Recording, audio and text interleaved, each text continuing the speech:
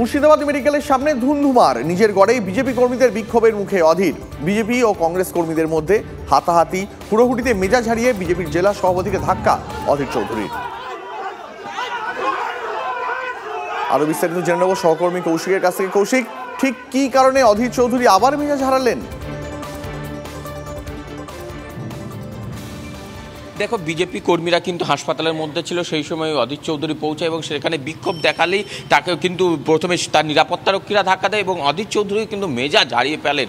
এই মেজাজ হারানোর ঘটনা কিন্তু অধীর চৌধুরীকে দিন কয়েক আগেই দেখা গেছে। এক তৃণমূল কর্মীরা যখন গো ব্যাক স্লোগান দিচ্ছিল তখন একজনকে মেজাজ হারিয়ে ধাক্কা দেয় এবং সেই ঘটনার সপ্তাহ কাটতে না কাটতেও যেন আবার সেই ঘটনা কোথাও পুনরাবৃত্তি হলো। তো সে অধীর চৌধুরী এমন একটা এই এখন যে তার গড়, সেই গড়ে যে পরিস্থিতি যেখানে যাচ্ছে তাকে গো ব্যাক স্লোগান বা কোথাও বিক্ষোভের মুখে পড়তে হচ্ছে, এটা যেন কোথাও একটা রাজনৈতিকভাবে নতুন একটা দৃশ্য তৈরি হচ্ছে মুর্শিদাবাদ জেলার ক্ষেত্রে, যেখানে অধীর চৌধুরীর গড় হিসেবে পরিচিত সেই মুর্শিদাবাদের গড়ে তাকে গো ব্যাক স্লোগান, বিক্ষোভ এইরকম বিভিন্ন মুখোমুখি হতে হচ্ছে এবং তারপর এই ধাক্কা দেওয়ার পর কিন্তু সরগরম হয়ে ওঠে হাসপাতাল চত্বর এবং বিক্ষোভ দেখাতে তাকে দফায় দফায় উত্তেজনা ছড়ায় এবং এই ঘটনা নিয়ে কিন্তু ঘটনাস্থলে বিশাল পুলিশ বাহিনী পৌঁছায়। তবে আজকে কিন্তু বিজেপির পক্ষ থেকে একটি মিছিল করা, প্রতিবাদ মিছিল, এই যে অধীর চৌধুরী যে মেজাজ হারিয়ে যে ঘটনা ঘটিয়েছেন তার প্রতিবাদে কিন্তু একটা প্রতিবাদ মিছিল হওয়ার সম্ভাবনা রয়েছে। অনেক ধন্যবাদ তোমাকে। এবং যদি খুব ভুল না করি তাহলে অধীর চৌধুরী এই নিয়ে গত এক সপ্তাহের মধ্যে অন্তত 3 বার মেজাজ হারলেন। অনেক ধন্যবাদ তোমাকে। পরিস্থিতির উপর নজর রাখো। পরে খবরে আসি। এগরা থানায় রাতভর ধর্ণা, বিক্ষোভে বিজেপি প্রার্থী অগ্নিমিত্রা পাল। আজ সকাল পর্যন্ত বেলদা কাঁথি রাজ্য সড়ক অবরোধ করে বিক্ষোভ দেখান বিজেপি কর্মী সমর্থকরা। কেন, কি কারণে অভিযোগ, জানবো বিস্তারিত সহকর্মী কনিষ্কর কাছ থেকে। কনিষ্ক, অগ্নিমিত্রা পালের এরকম রণংদেহী মেজাজ কেন? দেখো, অগ্নিমিত্রা পাল এই প্রথম রণংদেহী মেজাজ যে দেখালেন সেটা নয়। বিগত দিনে, অর্থাৎ বিগত যদি কয়েকদিন রেস্ট আনি তাহলে হয়তো কোথাও খড়গপুর থানায়, কখন মেদিনীপুর, বিগত দিনে এগরা থানাতেও এসে তিনি মেজাজ হারিয়েছেন। তার মূলত অভিযোগ যে বিজেপি কর্মী সমর্থকদের মিথ্যা মামলায় জড়ানো হচ্ছে এবং মিথ্যা অভিযোগে গ্রেপ্তার করা হচ্ছে। এই সমস্ত অভিযোগ নিয়ে তিনি বারবার সরব হয়েছেন। কোথাও পুলিশের বিরুদ্ধে সুর চড়িয়েছেন, কোথাও মুখ্যমন্ত্রীর বিরুদ্ধে সুর চড়িয়েছেন।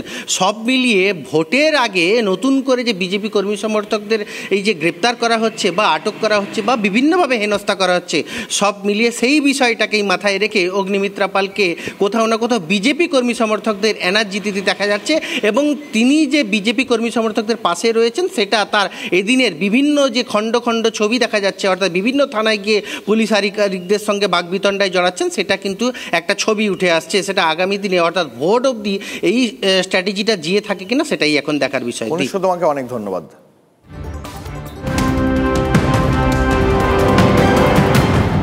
এবার যে খবরে নজর রাখবো, কাশ্মীরে ফের জঙ্গিদের গুলিতে নিহত বিহারের শ্রমিক। কাশ্মীরের অনন্তনাগ জেলার বিজবেহারা এলাকায় গুলি করে খুন, জঙ্গিদের গুলিতে গুরুতর জখম বিহারের আরও এক শ্রমিক।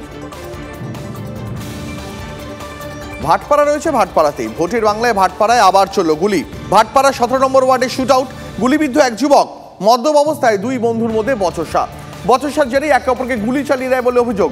গুলিবিদ্ধ যুবক পি চৌহান কল্যাণীর JNM হাসপাতালে চিকিৎসাধীন। স্থানীয় কাউন্সিলরের দাবি, গুলিবিদ্ধ যুবক তৃণমূল কর্মী। গুলি চালানোর অভিযোগ বিজেপির বিরুদ্ধে, পাল্টা গেরুয়া শিবিরের দাবি। অভিযুক্ত প্রকাশ চৌধুরী কাউন্সিলর মনোজ পান্ডের লোক। পিন্টু চৌহান বলে ছেলে একটাকে গুলি লেগেছে। এই বরগাছি আছে আমাদের 17 নম্বর ওয়ার্ডে। এখানে যা শুনেছি লোকের থেকে, প্রকাশ চৌধুরী সে বিজেপি করে ওই গুলি নাকি চালিয়েছে। আমাদের পিন্টু যে চৌহান আছে ও TMCর কর্মী, পিন্টু চৌহান। আর যে মেরেছে সে নাকি বিজেপি করে। দিন আগে পর্যন্ত তো 17 নম্বর ওয়ার্ড শান্তি ছিল, আবার দেখছি অশান্তির দিকে যাচ্ছে। এ তো প্রকাশ পক্সো কেসে ছিল, রাজ পান্ডের সঙ্গে কেস পার্টনার ছিল, ওই যে মাস্টারমশাই ছেলে মার্ডার করেছিল। প্রকাশ যে মেরেছে সে লোকটা হলো রাজ পান্ডের শুটার। ধরতে পারবে কেন? পুলিশই তো।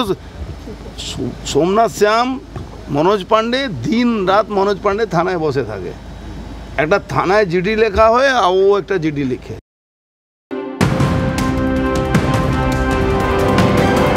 একটি গুরুত্বপূর্ণ খবর এই মুহূর্তে। সুপ্রিম কোর্টে কংগ্রেস সরকারের স্তুতি নরেন্দ্র মোদী সরকারের। রাও মনমোহনের সংস্কারে হাল ফিরিয়েছে ভারতীয় অর্থনীতির, সুপ্রিম কোর্টে জানান কেন্দ্রের সলিসিটর জেনারেল তুষার মেহতা।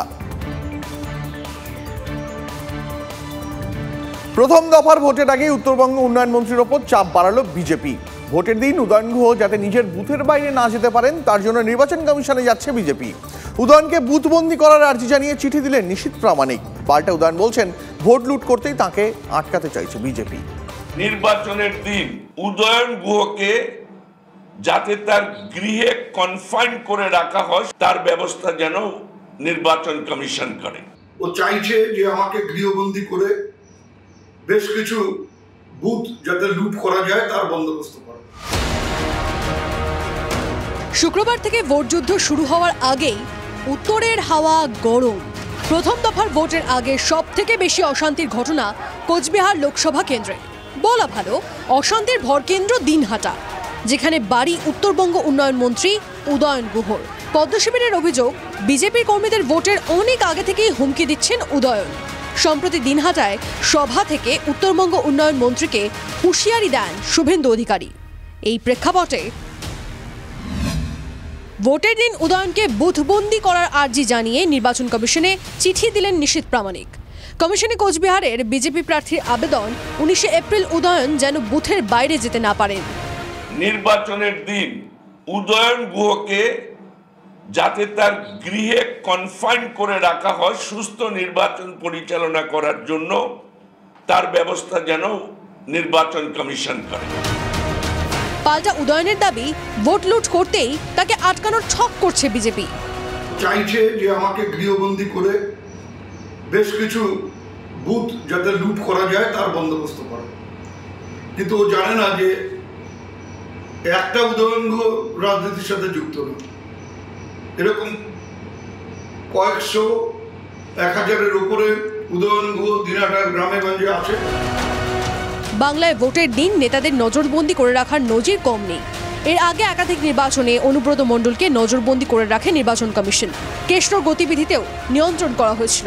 এবার উদয়নকে ভোটের দিন নিজের পাড়ার মধ্যে বন্দি করে রাখার আর্জি জানিয়ে কমিশনে নিশীথ প্রামাণিক। পদ্মশিবিরের আর্জির প্রেক্ষিতে কমিশন কি করে তা নিয়ে বাড়ছে জল্পনা। কোচবিহার থেকে সুমন কল্যাণ ভদ্রর রিপোর্ট, TV9 বাংলা।